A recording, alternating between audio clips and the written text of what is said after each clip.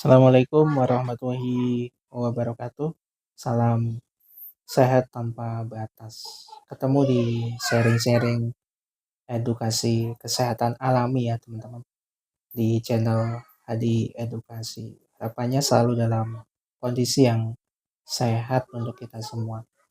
Kita masuk di session sharing untuk mengatasi sakit pada punggung, dan metode ini dilakukan secara mandiri, bukan dilakukan oleh orang lain ya. Yang pertama saya ingin menggarisbawahi atau memperjelas dulu, metode ini diperuntukkan sebagai pertolongan pertama. Yang pertama itu, yang kedua untuk perawatan, dan yang terakhir untuk peregangan ringan, baik itu dalam kondisi yang sehat maupun ada kendala-kendala sakit pada area punggung atas. Gerakan yang pertama ini adalah metode stretching. Nanti ada pembicaraan-pembicaraan sederhana yang dilakukan oleh kita secara mandiri. Gerakan yang pertama seperti ini, angkat dua tangannya, dikaitkan. Lihat ya, ini kalau bisa maksimal ya, kalau bisa maksimal ke atas, full maksimal. Tahan di posisi itu 20 detik atau hitungan sampai 20, nanti turun. Turunnya bukan samping, bukan dilepas, tapi turunnya langsung ke depan gini. Nah gini, pelan-pelan. Ini dalam kondisi yang punggung kurang nyaman akan ada sensasi peregangan atau relaksasi. Gerakan seperti ini diulang lagi. Tahan hitungan 20. Nanti teman-teman turun di depannya. Nah, seperti itu posisi turunnya. Nah, oke. Ini diulang minimalnya 4 kali. Diulang gerakan ini 4 kali. Berikutnya gerakan ringan menggerakkan leher. Seperti ini. Ini gerakan berputar.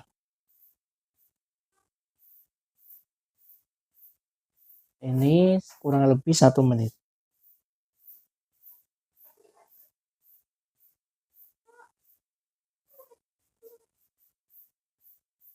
Oke, jika sudah, kemudian pijat di seluruh area kepala, mulai dari kepala depan, mulai dari atas alis ini ya, sela antara alis kanan dan kiri, tepatnya dari situ pijat gini pelan-pelan. Pijatnya bukan dipijat-pijat ya, bukan dipijat-pijat seperti ini, tapi pijat, tahan, dorong ke atas ini sampai belakang itu, sampai belakang ya, intinya sampai belakang, kepala bagian belakang. Setelah itu pemijatan seperti ini. Jadi letakkan pangkal telapak tangan kanan dan kiri ke samping kepala, kemudian dipijat putar pelan.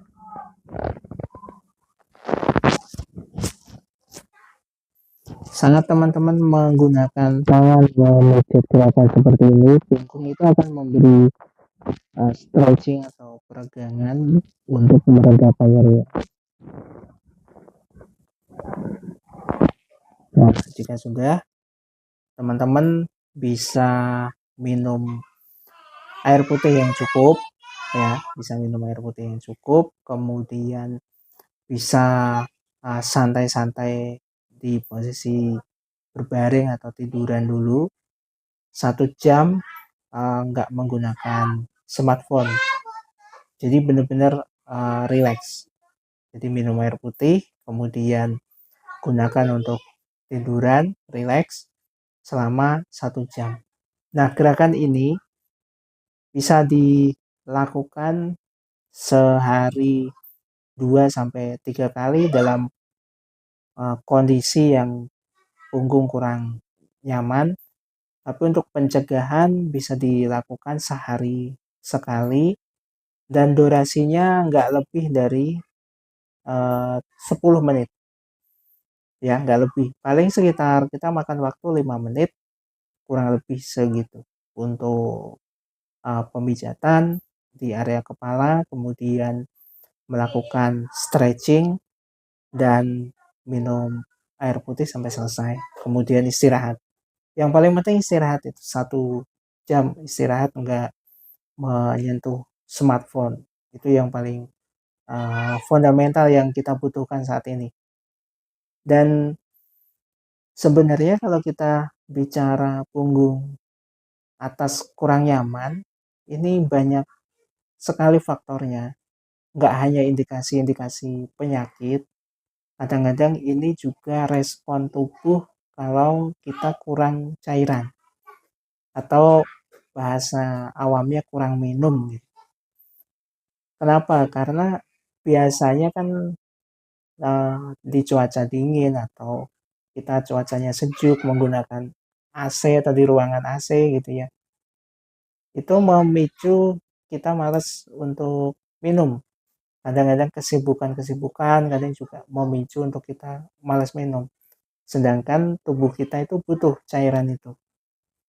Dan kalau nggak dicukupi, biasanya dia akan memberi respon-respon seperti itu. Jadi nyeri pada punggung atau mengalami sensasi kurang nyaman, tenggorokan tiba-tiba kering dan lain sebagainya. Itu kalau kita boleh uh, berpikir positif, bukan selalu indikasi penyakit-penyakit yang membahayakan, tapi itu adalah salah satu respon. Nah, kalau menentukan penyakit serius dari gejala-gejala tersebut, biasanya melalui diagnosa-diagnosa dari praktisi kesehatan atau dari jalur-jalur kesehatan medis misalnya. Seperti itu. Jadi kalau saya bilang itu belum tentu penyakit, bukan berarti itu nggak penyakit. Karena kan kalau kita mau memvonis penyakit, harus melalui identifikasi, melalui diagnosa, dan melalui keakuratan dalam analisa oleh praktisi kesehatan. Dan itu membutuhkan keahlian khusus. Jadi nggak bisa kalau ada gejala sakit punggung langsung kita menjudgment atau memvonis gitu. Oh ini karena saraf kejepit, oh itu karena ABC gitu, nggak bisa seperti itu. Kenapa ini saya jelaskan? Karena memang banyak yang tanya dan menyampaikan melalui email bahwa mereka sakit sakit pada punggung, kata tetangganya itu saraf kejepit. Nah, ketika saya tanya gitu ya, tetangganya dokter atau enggak dan benar-benar dicek atau enggak sih, cuman katanya inilah yang membuat saya menyampaikan hal ini agar bisa dipahami oleh kita semua dan enggak selalu panik tapi justru mencari solusi kan. Orang kalau kita panik malah justru nggak ketemu solusinya, malah memvonis meminum obat atau mengonsumsi obat yang pada akhirnya merugikan diri sendiri karena merusak jaringan ginjal atau merusak fungsi ginjal. Kalau obat salah dan lain sebagainya itu kan bisa memicu ke arah sana. Seperti itu.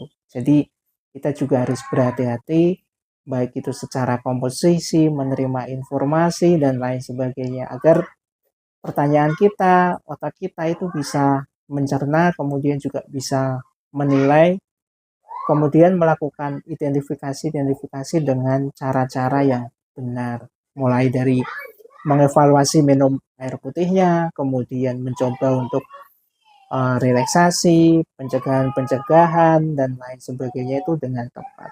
Oke, clear ya? Mudah-mudahan bermanfaat. Terakhir dari saya, salam sehat tanpa batas. Assalamualaikum warahmatullahi wabarakatuh.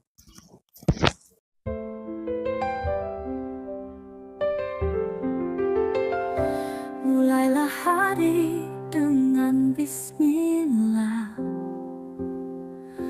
melangkah pasti tanpa lelah.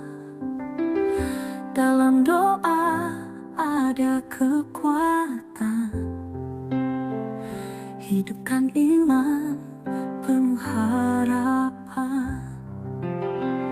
Langkah cahaya, raih ridhonya,